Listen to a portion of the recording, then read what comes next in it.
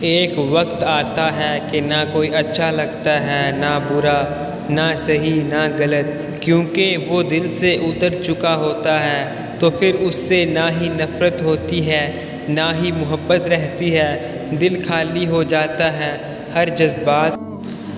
کسی کی میٹھی باتوں کا یہ مطلب ہرگز نہیں ہوتا کہ آپ اس کے لیے خاص ہیں۔ بعض اوقات کبوتر کو کھلانے کے لیے نہیں بلکہ پکڑنے کے لیے بھی دانہ ڈالا جاتا ہے۔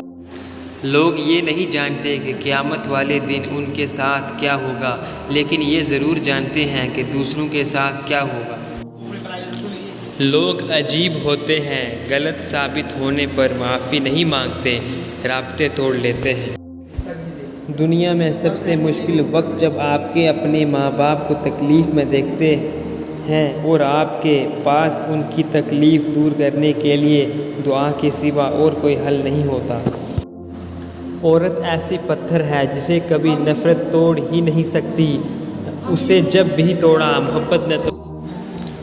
محفل تھی دعاؤں کی، میں نے بھی ایک دعا مانگی، میرے اپنے سدا خوش رہیں، میرے ساتھ بھی میرے بعد بھی۔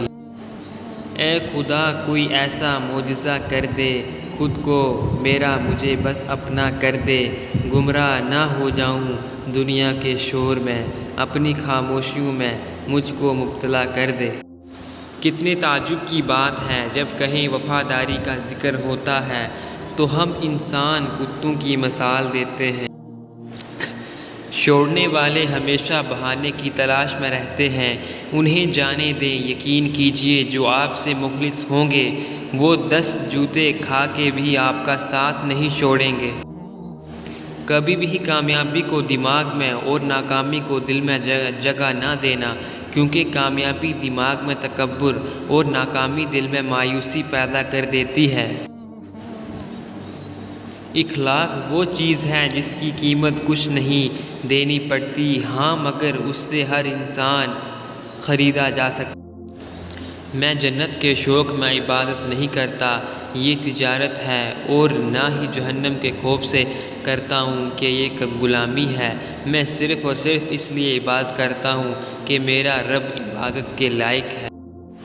صرف پیسے کا ہونا رزق نہیں ہے، نیک اولاد، اچھے اخلاق اور مخلص دوست بھی رزق میں شامل ہیں۔ دوستی کا بھرم صرف وہ لوگ رکھ سکتے ہیں جن کے وجود میں سمندر جتنا دل ہو۔ کسی جاہل کے ساتھ تخت پر بیٹھنے سے اچھا ہو کسی عالم کے ساتھ زمین پر بیٹھا جائے۔ اگر تم اس وقت مسکراتے ہو جب تم پوری طرح ٹوٹ چکے ہو تو یقین جانو کہ دنیا میں تمہیں کبھی کوئی نہیں توڑ سکتا۔ کسی کو چاہنا ہو تو دل سے چاہو، زبان سے نہیں، اور کسی پر غصہ کرو تو صرف زبان سے، دل سے نہیں۔